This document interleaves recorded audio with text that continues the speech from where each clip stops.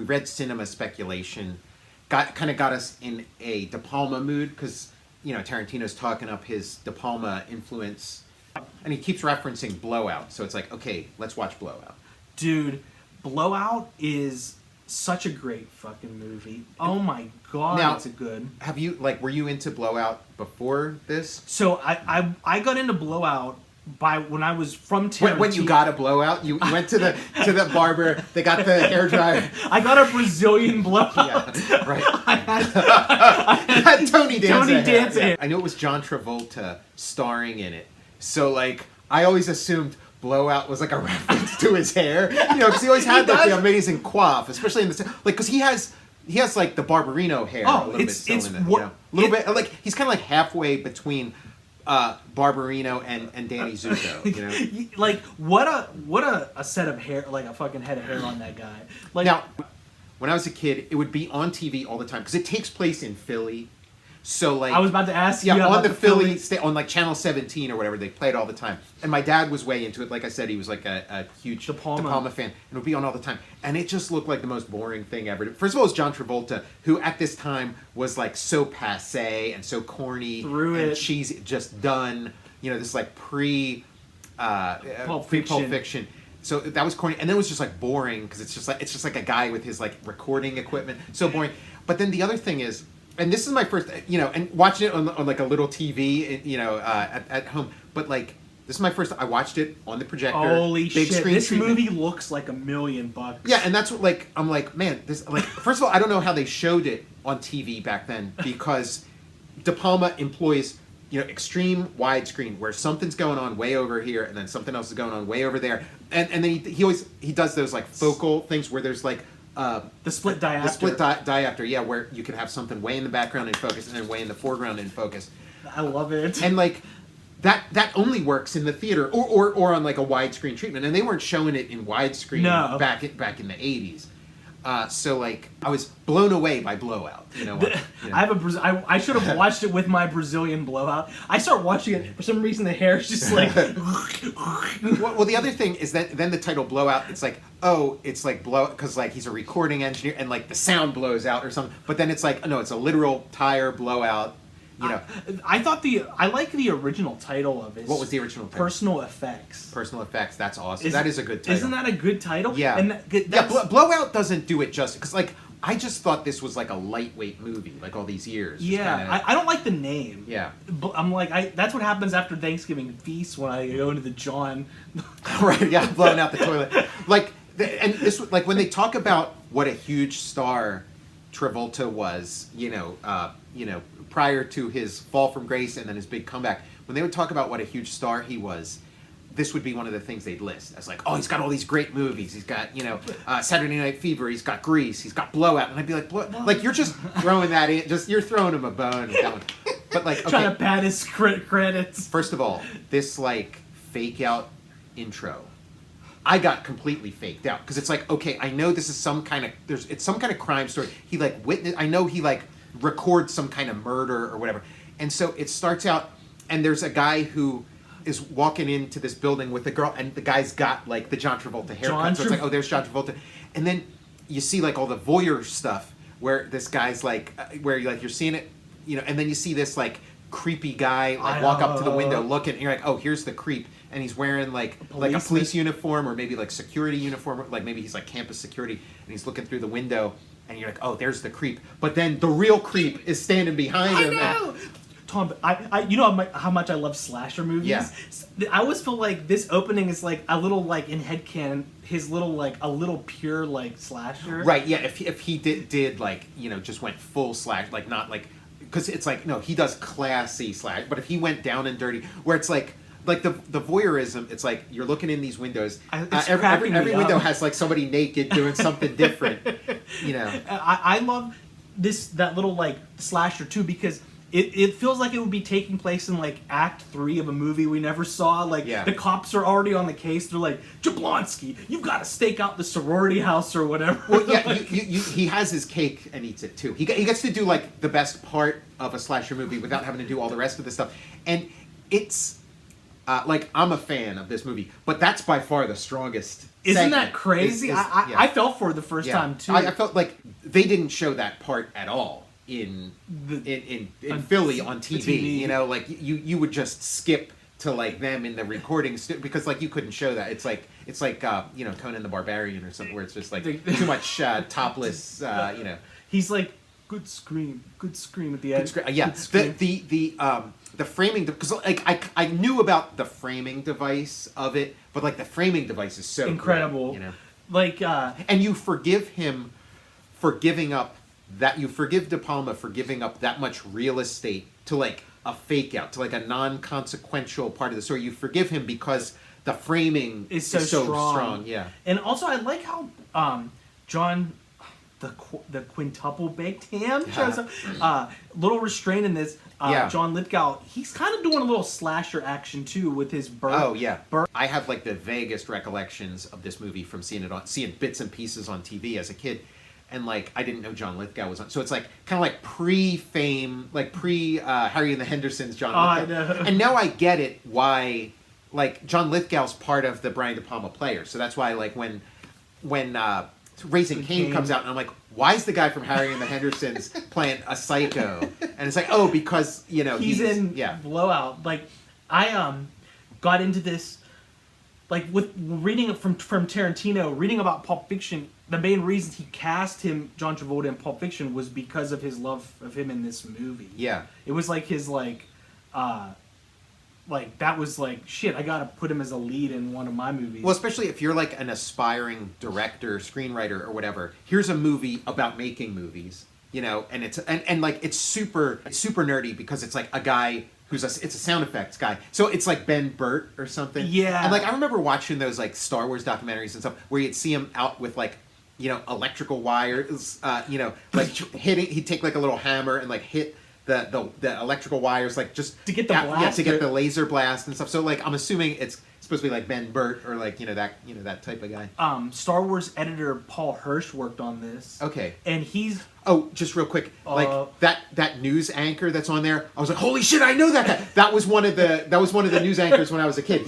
That's a real news anchor. That's awesome. I forget his name. Of course, I think he might even still be a news anchor, but you know his hair's completely white. But there he is with that like perfect coif. The idea is that there's going to be this Liberty Day celebration because they've fixed the Liberty Bell and they're going to ring it for the first time. So this is like pure science fiction. But I'm thinking probably this screenplay was probably written around the time of the bicentennial. And so it was going to revolve around a bicentennial celebration. And then the bicentennial comes and goes and the movie's still not made yet. So it's like, okay, we got to change it to some other Philadelphia. So we'll invent this thing that they're going to fix the Liberty Bell and then start ringing it. From being from Philly, at that finale, did you recognize where it takes place? Oh yeah, I recognize like all these places. De Palma's so good at like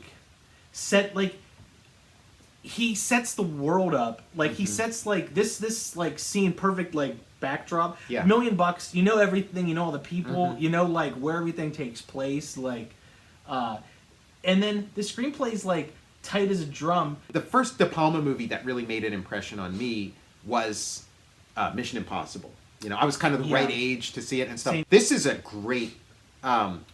a great pairing. Like this complements Mission Impossible really well because it is built around these very technically set up, like precise locations of things and how things go down, and unreliable narrators and the fake outs and stuff. I like that newscast we were watching too. Upon further review, you realize how much pipe was being laid in that like broadcast, and then like just setting like the shark from Jaws. I like how they attach that sound to the bad guy, so you kind of like when you hear it again later, the moviegoer's like, I'm so smart, I can recognize that. You know, Tarantino would talk about in cinema speculation that like De Palma's a technician. He's not really interested in people or like regular life or like the stories of real people. He's a technician. He's interested in technique. He's interested in like, oh, let me put something way in the background and way in the foreground. Let me edit some stuff together. Let me have some cool split screens and stuff. And I mean, this is like a great peak display. De Palma. The other thing Tarantino was saying about him is that he was a huge student of Hitchcock. But just Psycho. Like he didn't care about any other interesting. Hitchcock body, and so he's kind of like remaking Psycho or re-employing Psycho techniques again and again. And it's like, hell yeah, it's so perfect. And so when John Lithgow's killer is in there and stuff, it's like so because it's like he has this cool gimmick, like you were talking about. He's got this watch where you can pop off like the ring on it, and then it's got this garrote, yeah, that he can sort of choke people with. And then there's like a scene, there's like the shower scene in Psycho or whatever. Yeah. This you have the commode scene. I love it. Oh my god, the shitter stall scene, and it's so tense. And he's like standing above her as she's like putting her makeup on or whatever in the stall, and he's like waiting for the right moment, and then it's so like the voyeurism as a theme, from Psycho, and then the alliance with the point of view character, so where you start siding with the killer just unconscious, you don't even realize you've done it. So like there's in that scene, he's getting ready to sort of choke her, and he's waiting for the right moment, and then she does something that kind of startles him, and you're like, oh shit, she fucked up. Oh man, she's not gonna get murdered yet. I know. And it's like, whoa, wait a second, what am I? I fucking love that. It's a trick because like you're like.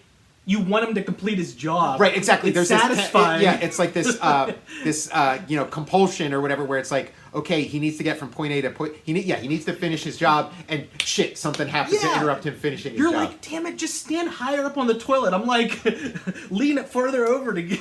The other thing is, I'm assuming this is like kind of referencing Chappaquiddick. Yeah. It's like Chappaquiddick in reverse, where like the car goes off the road, but then the senator lives, and then the senator dies, and the girl lives in the movie. It's there's conspiracy going on, but we never learn anything about this. We don't know who's behind it. We just know that there's this conspiracy, and that John Lithgow is sort of the executioner, or like he's the assassin that's being hired. And what I fucking love about it is that like they just hired him to do one thing, like right, and but he's got a love he's got a love for his job. Like it's you need to find a killer to do this job, but then he's a killer, and so he's got his own killing to do. He's like, I just asked you to like blow the tire. Well, that's what I wondered. Like when he kills that girl in the bathroom, like I'm not sure, and I think you're not supposed to be sure, but I wondered if he thought that might have been Nancy Allen. Oh. And, because she's got like a similar voice, and he's never quite made Nancy Allen. He never like sees her with it, gets a good look at her. He just kind of hears her on the phone. So I thought maybe he heard that voice and thought, oh, that's Nancy Allen. And also because she was like a prostitute, and she was trying to get this sailor to pay her like $20, for a blowjob or whatever. And Nancy Allen is like a call girl, or like she's more of like a high class call girl, and then this is. Like she's like just working the trains. I forget what it's called, but it's like the main train station in Philly. It would be like the train station you'd go to get to New York. Okay. I forget the name of it though. I think it might be the number of a street or 31st Street Station or something. But also there's Reading. You see a lot of Reading Terminal Market here. Oh, nice. Which you might recognize from like some Rick Seaback documentaries, because like it's like this like indoor market where there's like all kinds of stuff, and you got like. Bassett's ice cream and like all. Oh this. yeah, like the there's such a good like cat and mouse type thing at Reading Market. I think I want to go as John Lithgow for Halloween. I love his look in this movie. Matt, maybe sometime we can do like an on location video. We can do a thing where we go to all the spots in Blowout. That would be awesome. I can give you the tour of Philly. The Blowout that'd tour. be great. I have my garrote. The first time I ever saw that garrote was on The Simpsons. Before I saw Blowout, it was an episode where George Bush was on there, and he's like, "I got this from the CIA," and he pulled a garrote out of his watch. Well, because it's possible that like who knows what this conspiracy is, but it's possible that John Lithgow is like CIA or something. It's the '80s. It's possible he's taken orders from George Bush Sr. Yeah, the head of the CIA. Yeah. No, or I think he was vice president at that point. Oh, wow. Because he's like, in The Simpsons, he's like, I learned this little trick in the CIA, and he pulls the thing out, and I saw this after I saw the Simpsons bit, and I was like, well, that's fucking hilarious. Now, Nancy Allen. It's so cool seeing Nancy Allen in here. And in cinema speculation, Tarantino talks about how Nancy Allen is like part of you know, the DePalma players or Yeah. whatever, you know.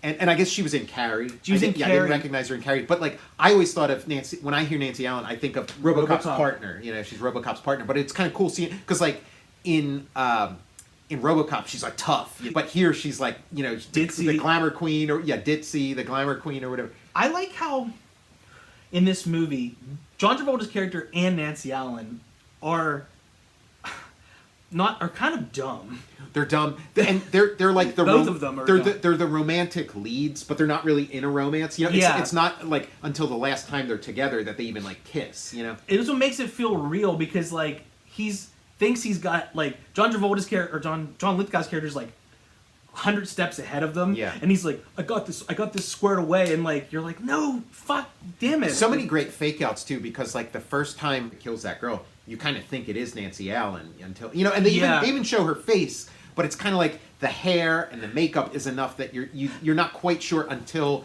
you're supposed to realize it's not. I think they pull in Jack Reacher. They do the same bit here where like John Lithgow. I think he's killing those women to like.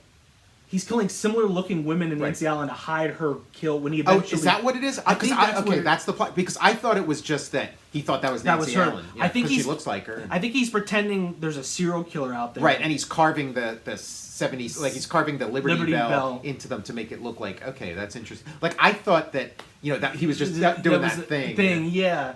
Like, okay, no, that's interesting. I mean, again, you know... Or I could be making that up. No, that's cool. I mean, I've really only seen this movie once. Like, this is my first time seeing the movie. Really, Dude, it's like when I was a kid. I wouldn't count that because I'm just like, you know, my dad's watching it. And I'm just kind of like, what's that stupid shit on the TV?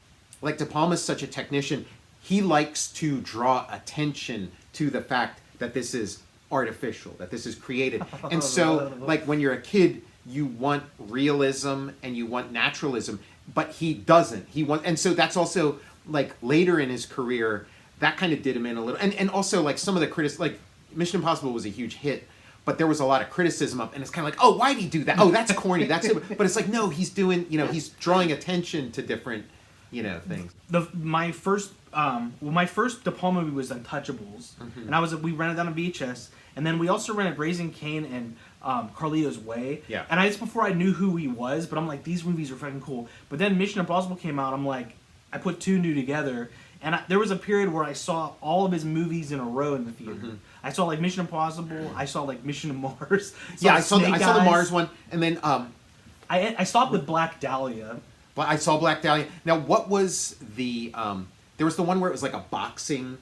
Was that Snake Eyes? Snake Eyes. Yeah, that one Nick Cage was really good too. And again, like if you didn't know De Palma and came into that, you'd be like, what is this corny shit? Why does this thing look like a stage? Why does it look so... But it's like, no, he like builds... It's almost like a play, and then he's just like moving the camera through... And again, like setting up this like limited area that you're just kind of spending the whole movie. And I think it might all be like a oneer. There's a oneer, a great oneer at that... in Snake Eye. I love that Jeep he's driving around. It's kind of like... It's like a film noir. You know, it's like a modern film noir. And it's got that classic thing of like, you have... the femme fatale or whatever. You have the leading lady, and she's like, you know, she's in with the wrong crowd. She's involved.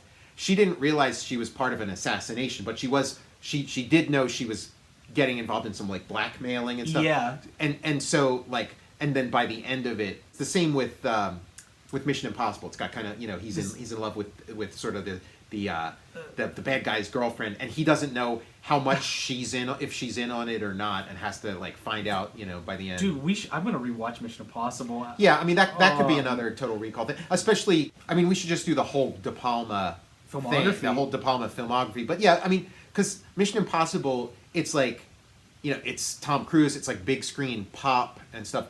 But you know, and it's De Palma again, just trying to make a hit. He's always trying to make a hit. I know. He's not trying to make a flop, but him like in like full hit mode, you know. And it was. He succeeded. He made a hit, which sometimes kind of counts against that movie. But I feel like it's you know, as good as anything in his filmography. In his filmography for sure. Like I keep going back to his Mission Impossible a lot. Yeah.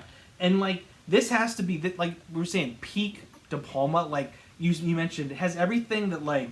It's got technology, like how great has this movie aged? Because all that the reel-to-reel tape and stuff, just is so juicy. It's like delicious. so much fun. But you can imagine people who weren't there, who weren't born yet or whatever, or were just little when this, like, kind of fetishizing all the technology. Like, oh man, look at that! Look at that! The magnetic tape on the bulkheads and stuff.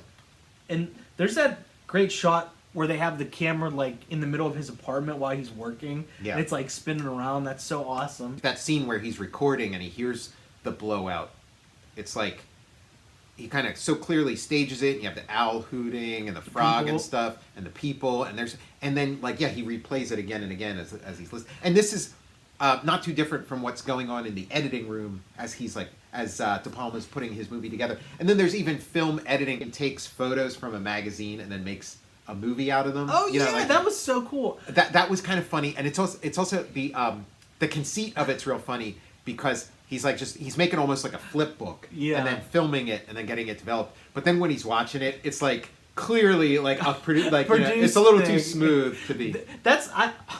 I also live for that shit too, where they're like I think Hard to Kill with Steven Seagal.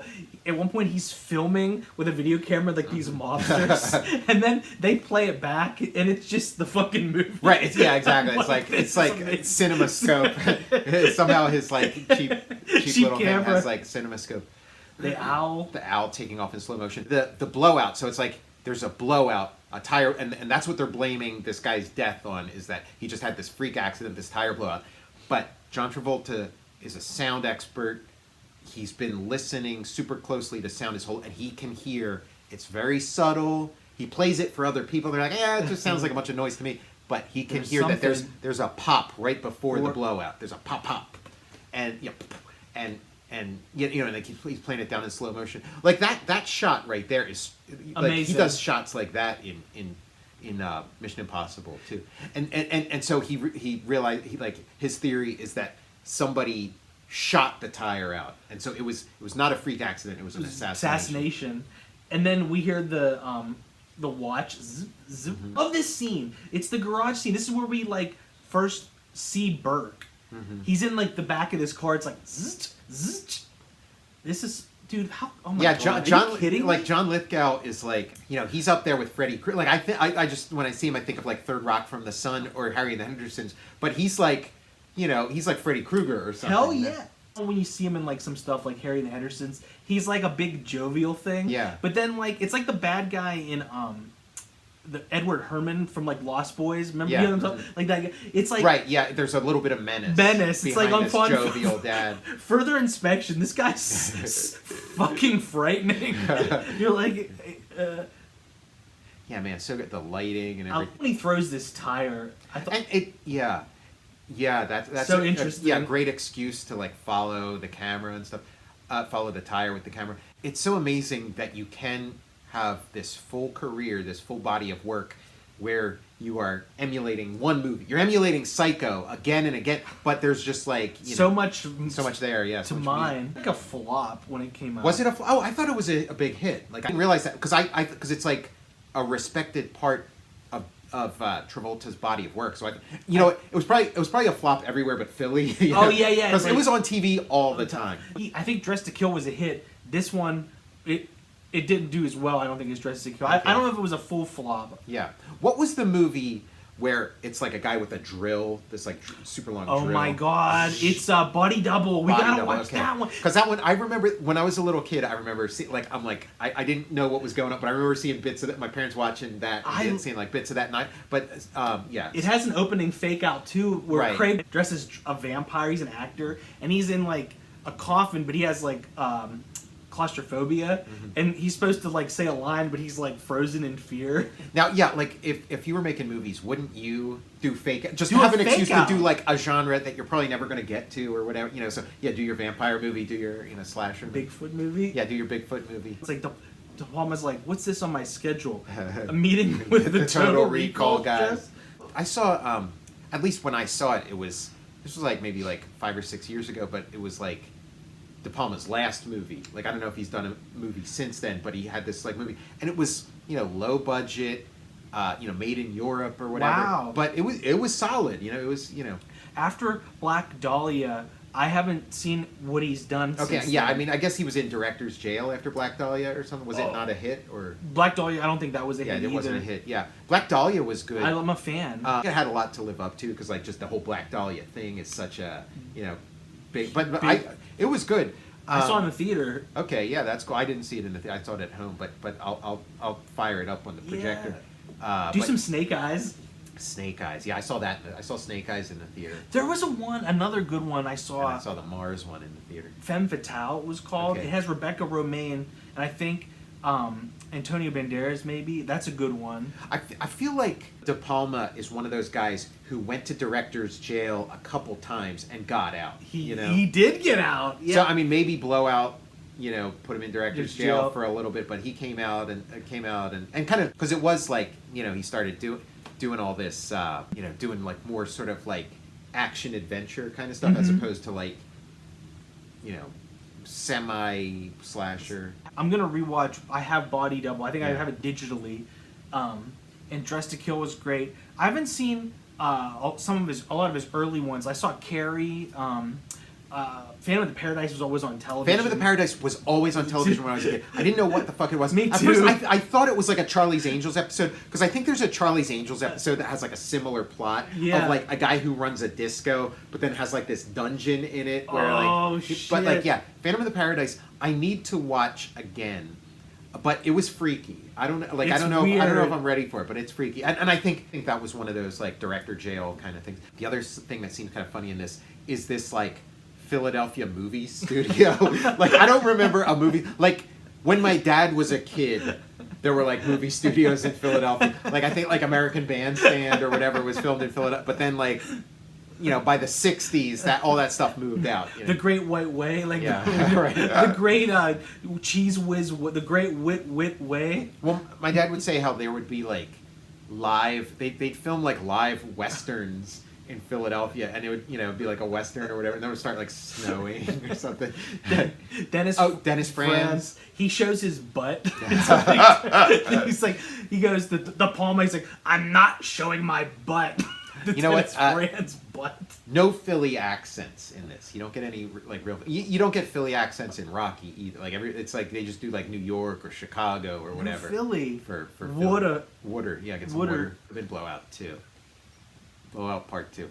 So this was a flop. And so like, do you think this is one of the things that killed Travolta's career? Because it was like it was like this, and then Staying Alive, the Saturday Night Fever sequel, which I think bombed also. Yeah, I think like he was fighting his way back through the 80s. Like he was in like Look Who's Talking. Yeah, Look Who's Talking. Before Pulp Fiction, Look Who's Talking was like his big comeback. It's like because it was a hit, it was well regarded, but like Pulp Fiction was where like, okay, John Travolta is the coolest guy in Hollywood. And Tarantino put him in, because like this got on my radar when he was talking about Pulp Fiction, and he like cast him in Pulp Fiction specifically, I believe, from this movie. Imagine a cinema speculation. Imagine Travolta's career had this been a hit. He would become like, he would be getting like the Harrison Ford roles and stuff. He would be in Clear and Present Danger. Yeah. He would be Jack Ryan. Oh my God. He looks great in this. Great performance. And I love that one of my favorite scenes is his backstory. Yeah. With that guy. He's like, he's putting the wire on the undercover cop. He's like, I didn't know he'd start sweating like that. The battery was arcing. And the guy's like, that train scene, that train station scene. And that's like that's the real Philly train. That's those trains, like, in this movie, those trains look like they're 100 years old. They look like they're trains from, like, 1902 or something. But, like, they're still in service. Oh, my God. You can still ride. Like, if you ride on this train that looks... It predates Mr. Rogers' Trolley. Holy shit. It's, like, ancient. It goes back and forth. It's like... And they're always breaking down. That's hilarious. But that train... It's, like... You see echoes of it in Carlito's Way, and again, it is it's like Mission Impossible or whatever. Mission Impossible is kind of like where all this kind of stuff becomes almost like literal, where it's like, okay, we're gonna fake this whole thing. It's all like, we're gonna create this fake reality. De Palma knows what's up because like there's something just so cinematic and like juicy about like shooting at a train station or shooting in like it's like you get high up, you can get low. There's stairs. There's like reason for people to be there. Like it's just awesome. Yeah. So then this movie that he makes from filming still pictures that were in a magazine, like putting them all together, and creates a flip book, makes it back into a movie, and then. So awesome! It becomes like a new Zapruder film. This thing that people are studying, and kind of like Dennis Franz and Nancy Allen become like they can become rich from that. They thought they were going to get a big score from extorting the senator, but it turns out they're going to get rich from having this thing that's like the Zapruder film that's going to be circulated forever, that they get paid for every time. I love these posters in this office. Yeah. Yeah, you like again. Well, that was another thing Tarantino would talk about is how great like the media within media is in DePalma's stuff when he makes like a fake game show or like fake movies. If they made like a remake of this, how cool would it be with like somebody like filming stuff with their phone or filming somebody else's iPad with their phone? Or whatever. That'd be awesome. Set it in Philadelphia. This can be the first. Total Recall production. We can do a Blowout 2. Blowout 2. And Blown. We could either get in the car and drive 5 hours or whatever to Philly. Or we could set it in Pittsburgh. Nancy Allen, like Travolta wanted her because they were in Carrie together. Yeah. And De Palma, he was like, they were married, and he was like, I don't want people to think I'm just putting my wife in movies, but he's like, she's great. Okay, I didn't realize DePalma was married. I knew Nancy Allen was like his like go-to actress. I didn't realize they were married. They were married for a period of time. Okay. I think it was they were married during this movie. Yeah. Probably the. See, I'm getting real nostalgic. The Phillies banner. I'm getting real nostalgic seeing all this stuff. Schlitz. And the signage and stuff. Oh, man. There's Uncle Junior on the right. That guy's in the helmet. Well, no, the guy with the hat looks like it really is Uncle Junior. Oh, holy shit. That guy looks like my Nana. that piece looks like it costs about three large. And she's got a rabbit's foot around her neck. I remember that. I remember having a rabbit's foot. Oh my god! And do you think they were still married when RoboCop came out? I'm not sure. I wonder if the flop like ruined their marriage, because like that happens. That's like Ben Affleck and Jennifer Lopez. Geely. After Geely, it like, holy and he said shit. in interviews it really like threw a wrench into things. That has to be too stressful, like directing like someone in your family. Yeah, but then if it's a hit, it's like, man, what a bonding experience to like make this hit together. But then if it's a bomb, it's like he's like, I shouldn't have put my wife in this thing. I shouldn't have put you in that. What was I? They told me not to put you in. I put you in it. What was I thinking? And again, like you said, it was like John Travolta's idea. But it's one of those things where it's like John Travolta knows that De Palma wants to put her in. Oh yeah, he's giving him an out. No, Brian, we should put her in. Really? Really? You really think that? He's like, all right, if you say so, John. Yeah. He's like, I really think so. And he's like, all right, who can argue with this guy? The last De Palma movie I saw was Dressed to Kill in 2015 when the Criterion came out. Yeah. And this one would have been like after Black Dahlia, so like I don't know, 06 or something like that. Well, like for me, like I regularly watch Carlito's Way. Oh my god! And Mission Impossible. I bust Mission Impossible out every now and then. It's my favorite. Like there's a lot of good Mission Impossibles, but the first one's still my favorite. But like I like Carlito's Way is comfort food for me. Like, Brian, I'm tired. Pick the F train on. Yeah.